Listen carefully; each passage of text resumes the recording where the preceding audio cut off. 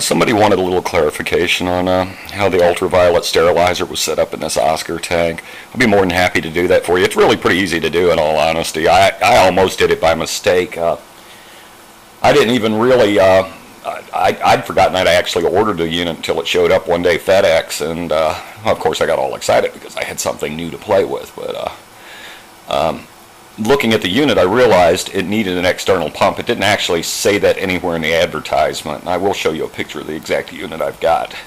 But I did happen to have a power head laying around. Now, the power head, of course, is a standalone pump. It's meant to pump water from the tank back into the tank directly. Normally it doesn't pump it outside of the tank, but it does have an outlet nozzle on it.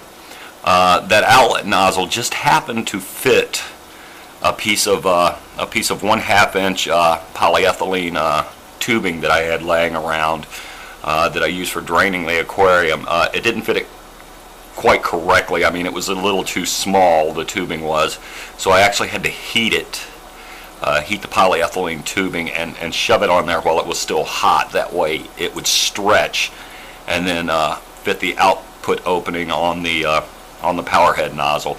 Now that tubing very simply pumps the water directly up through this rather large piece of hose. It's not very flexible. You're going to have a little difficulty positioning it, but you know, then again, aesthetics are kind of second to me as opposed to operation. But that tubing runs down, then it hits the ultraviolet sterilizer unit. I'm mixing terms here. There's an 8-watt light bulb in there. The water's passed through a quartz sleeve, so it doesn't actually touch the bulb, and the bulb radiates the water as it passes through. Now the water flows directly out of this unit. This unit is meant to hang on the back of the tank. It does just directly flow out like this. There's a little lip, of course. It just holds it on the back of the tank. Very easy to install.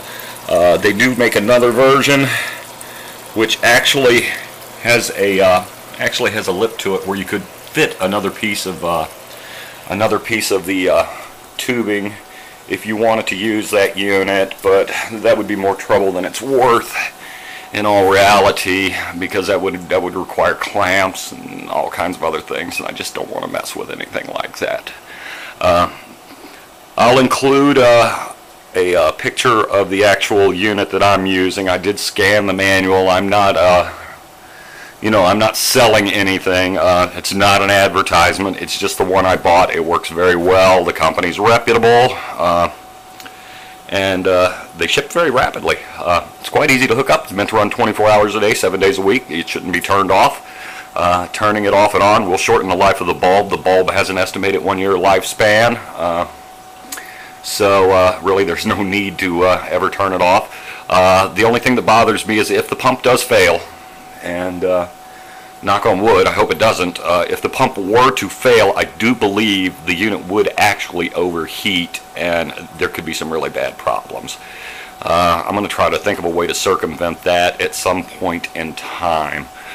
Something else I didn't point out when I did the original video, as far as heating this tank goes, you know, the normal heater that you put in an aquarium, they're all fine and good, but they're not very accurate because the thermostat's actually inside the heating unit itself.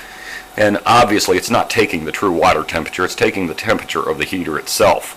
What I did instead was I used a reptile heater controller. It's meant to control a heat pad for a reptile terrarium.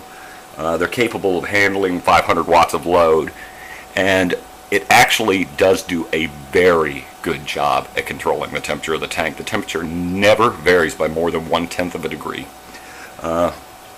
And they're pretty inexpensive too. I think I only paid like $40 or $50 for it, something like that. It was very inexpensive. Does an excellent job. Temperature control is absolutely perfect.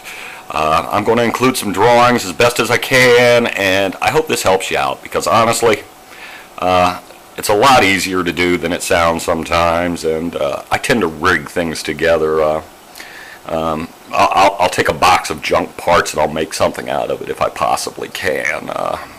I really don't like running up to the store and having to buy this, that, and the other thing. That's why I keep a well-stocked junk box around. Thanks.